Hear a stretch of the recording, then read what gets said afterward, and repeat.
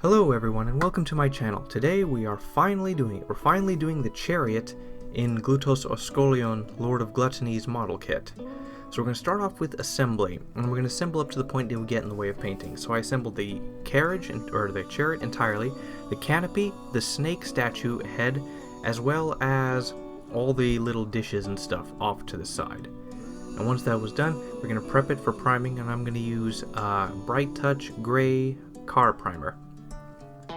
And while that is drying, we're going to use Liquitex modeling putty and an assortment of sand, rocks, and grass. I actually forget to do the grass, but I'll probably do them later off video. And we're going to take the Liquitex modeling putty and we're going to apply this all over the base. We want a very thick coat because we want to make some good indents on it. So paint it all over, spread it out, use a hairdryer to rapidly dry it, whichever. Alright, so what we're going to do is we're going to start off with the larger rocks, or the rocks and stuff, and we're going to sprinkle it all over. And then we're going to take the sand and we're going to dunk the entire thing in sand, and we're going to make sure it floods the sides as well. Now off camera, I pat this down with my fingers to make sure it gets all in, and then I let it fall off. I return the sand and excess rocks to their appropriate things, and then I use a hairdryer to rapidly dry the top again, so that the putty underneath dries well as remove all the loose sand. I then take the assembled carriage model and then I use it to make indents where the tires will be, around and behind, because there's a tread or a trail to the tires. I do this off camera, but I take the creatures that are pulling the chariot and I make indents as well with them. And then I add rocks and sand into the indents made so it fills in the gaps. And once that's done, and it's completely dried, I basically let this dry overnight. And now with Liquitex matte varnish, which really isn't that matte, I then apply this all over the base, and it basically seals in all the rocks and stuff.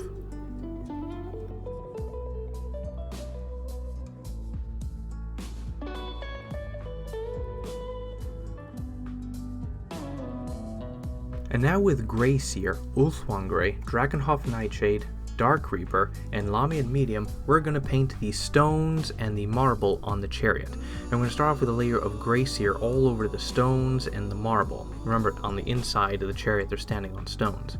And we're going to apply around 2 coats to make sure it's a good thick coat.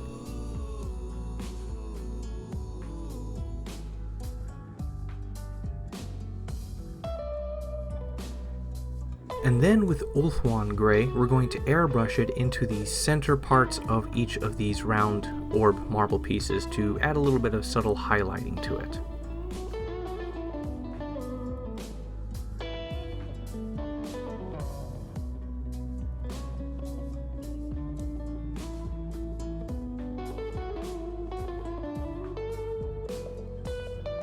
Now we're going to take Drakenhof Nightshade mixed 1-to-1 with water, and we're just going to apply this on all the stones on the inside. I'm just going to make them bluish. And once that's done, we're going to go back with Gray Seer and we're going to dry brush all over the stones here. However, I think I used too big of a dry brush and it kind of bled into some of the stones. So I then go back with a second layer of Drakenhof Nightshade, water down again 1-to-1, and then apply it all over the stones.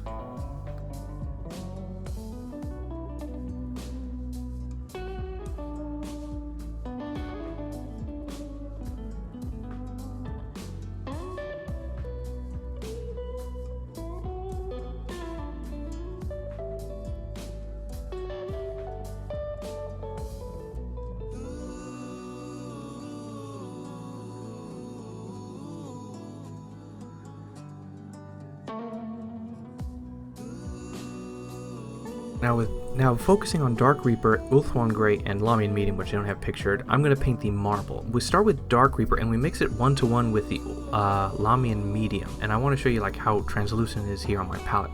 So what I do, there's a certain way I paint this. What I'm going to do is I'm going to pick an angle for each individual stone, like top right to bottom left, or top left to bottom right, or some angle, and I'm going to draw basically squiggly lines along that angle, very thin paints. And I'm going to draw them and I'm going to spider them and draw some lines in between. It's a combination of you want to cover everywhere, but you want like less. You don't want too many lines, you just want a thin amount.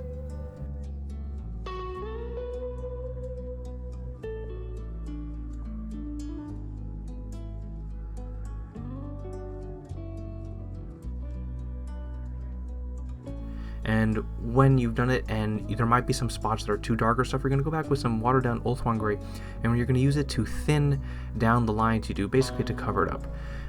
If you do it right, you shouldn't need the Ulthuan Gray, but if places are too thick, if the lines are too thick or deep, then Ulthuan Gray can help thin them out. And with Gene Sealer Purple, Clarion-Burg Crimson, Baylor Brown, and Xandri Dust, I'm going to do the pin cushions and the carpet that come out of the carriage. Now here's the thing. My phone screwed up again, and I lost a lot of the footage of this. All you have of me is painting the Gene Sealer Purple. So here's basically what I did. I actually lost a few chunks of this video.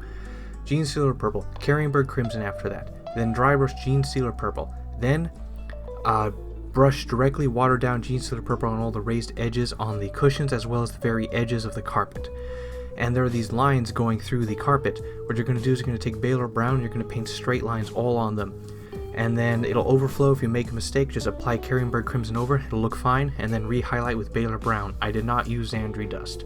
And I'll update you when the other things that show up that I didn't get to the footage of appears. And now with the footage I do have, with Dawnstone, Grey Seer, and Ulthuan Gray, I'm going to paint that snake statue.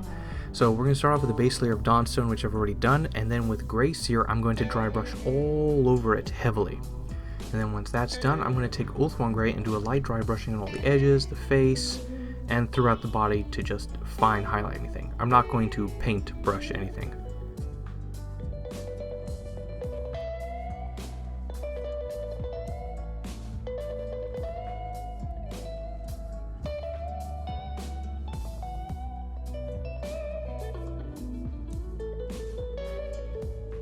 And now with Gene Sealer Purple, Clarion-Burg Crimson, and I don't use the palette with Flesh, I paint the drapes he has. I start off with Gene Sealer Purple, and then apply Clarion-Burg Crimson. Then I dry brush Gene Sealer Purple, then apply Clarion-Burg Crimson again into the recesses, and then I use watered down Gene Sealer Purple and paint all the edges and folds because the camera lost the footage again. I'm going to shoot Apple.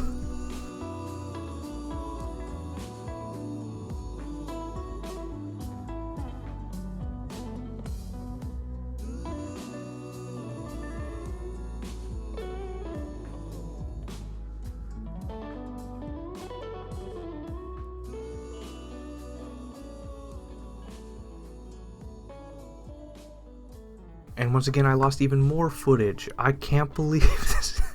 This is horrible. I worked so hard on this.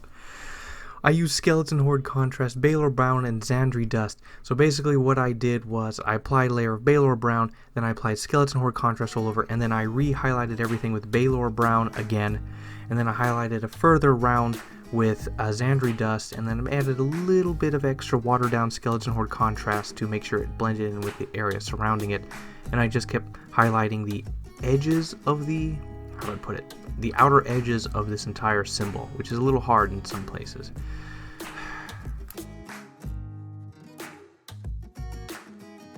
You will notice a time leap in the footage. That's because that footage is apparently erased. Thank you, Apple. I use Brass Scorpion and Liberator Gold. Basically what I do is I highlight all the complicated deep things like certain edges or those snake faces with Brass Scorpion, and then I paint all the metal and I overbrush on all the areas with Brass Scorpion so that the redness still appears. And you'll notice the inside of the palanquin, that is Lead Belcher. I was just going to do a simple layer of that on the inside of the palanquin.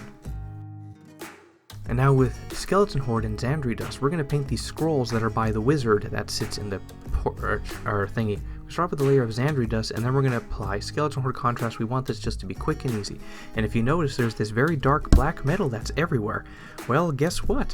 That is a mix of Iron Warriors and Black Templar Contrast paint, sort of 1-to-1-ish, and that's how I got that color. And now with Iron Hand Steel and Stormhost Silver, we're painting all of the silverware. The darker metal we're going to apply first, and then we're just going to overbrush the lighter silver color. Now Stormhost Silver has been always a colossal failure for me. I need to find a better silver paint because this just doesn't cut it.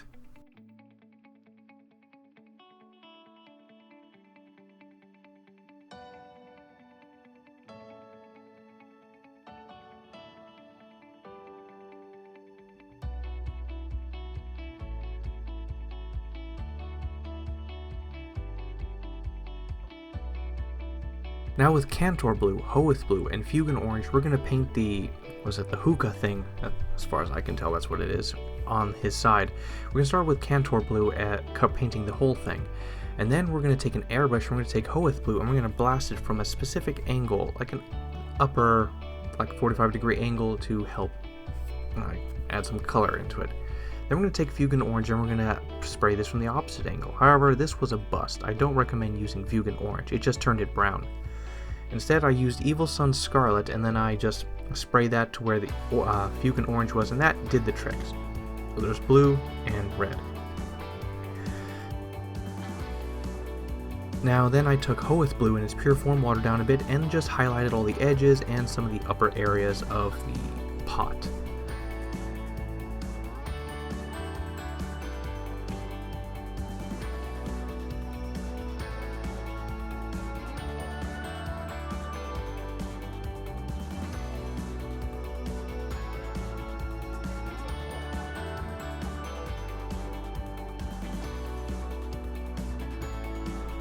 And then, disillusioned with the metals I had, I decided to just go with Dawnstone, and then I painted the swirls that are on it as well as like the rings and stuff, so it's like it's supposed to be a dark metal, but like a bit more richer than the actual metals. I should have just used regular metal.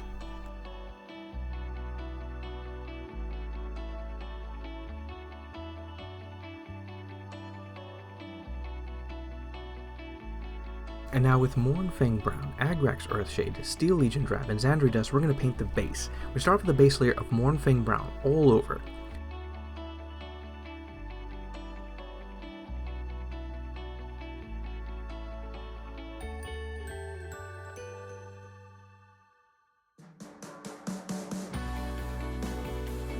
And once that dries with the help of a hairdryer, we're going to apply Agrax Earthshade all over.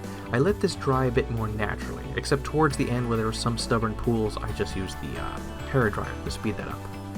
And once that was done, I took Mournfang Brown and dry brushed all over the base.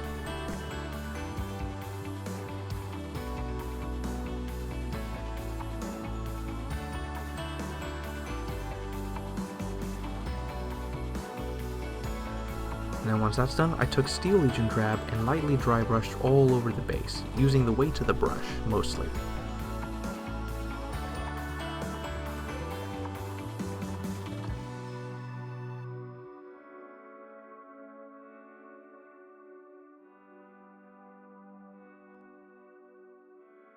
And then once that was done, I took Xandri Dust, and with just the weight of the brush, I lightly dry brushed on the tips of all the rocks and everything like that.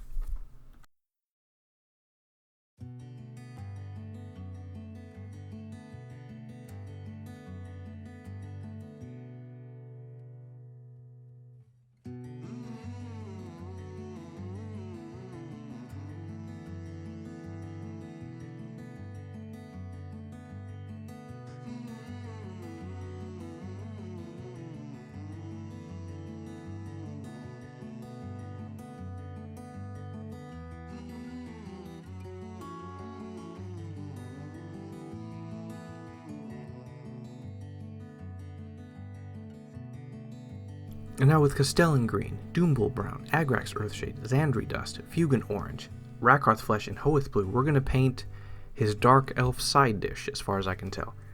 So with Castellan Green, we're going to paint the lettuce leaves that he's on. Then with Doombull Brown, we're going to paint the skin. Don't forget he has 2 severed ears right below that.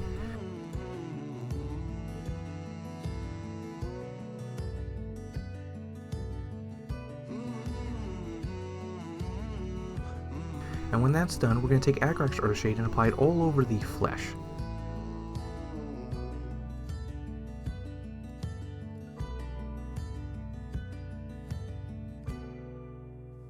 Once that's done, we're going to take Doombull Brown and we're going to highlight the upper raised areas of the skin, the flesh, and the tops of each of the cuts, as well as the edges of the ears. And once that's done, we're going to take 2 little drops of Xandri Dust and apply that onto the right because the bones are still poking through, and the Xandri Dust will be the bones. We then will take Rakarth Flesh, and we will apply it all over the 2 eyeballs and the stems that come out of it. We will then take the Hoeth Blue and apply it to the 2 drops of the front to appear as the pupils. We will then take the Fugan Orange and we will apply it all over the eyes to show like red with blood or red with juices. I eventually then applied this all around the dish. You don't see it here, but I applied it all around the dish as like a sauce idea. And then with Blood for the Blood God, I then use this to keep in with Canon and just fill his wine goblet with it. I then use Liquitex Gloss Varnish and I apply this all over the hookah stand as well as the Dark Elf dish to make it look wet and juicy.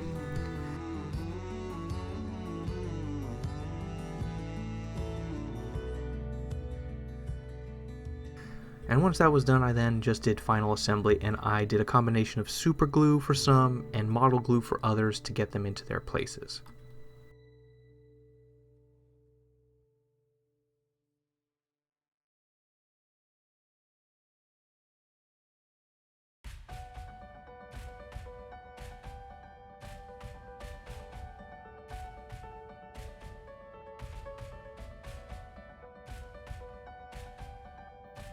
Well, I want to be very happy with this project, but the camera was absolutely garbage.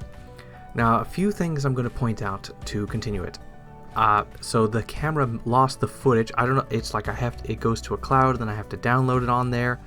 But like there's so many different clips and stuff, I don't know which one is missing and isn't. I figured I know what I have to do. I have to download it every single painting session. I have to immediately download all my images or stuff, otherwise it's going to be gone. Well, as far as the model goes, the other things are missed out. So the tires on the ground, the best way to assemble the base actually would have been to completely build and paint the model first and then do the base separate, because when I glued the guys who were pulling the thing forward, it actually was very difficult to get them properly aligned. They weren't properly aligned with the base. They should have been fully assembled to the Chariot first. The Chariot should have been fully assembled with them on it, and then I use them to assemble the base, like to get their exact indents. Because of that, they're a bit off. The model's a bit off center, so just FYI. I wanted to try to save a day because it takes like a day for the Liquitex to fully dry. So in any case, even though there's no grass on the ground, I will be applying some grass afterwards, because after a while, like the night, the super glue that is used to attach it kind of shows through in some places, so I'll be putting grass after the fact to hide them. As far as the other parts, the wood that is underneath it, yes, there's wood underneath it. It's just Mornfang Brown, Agrex Earthshade, Mornfang Brown Dry Brush, that's it. As far as the gold that's all over the Chariot and the edges on the inside, that's just Liberator Gold. Just 1 to 2 coats of Liberator Gold all over. That took a long time. So there wasn't that much. The biggest detail was the marble. The marble was the biggest thing. Getting that coating right took a few tries. But apart from the rest, it was just like, this is a lot of space and detail. The metal trimmings on this took a lot of time, and the stone took a little bit of time. So the marble turned out great in the end. It took the first attempt of the marble, didn't turn out too well in comparison to the rest, but they overall fit. The snake looks great.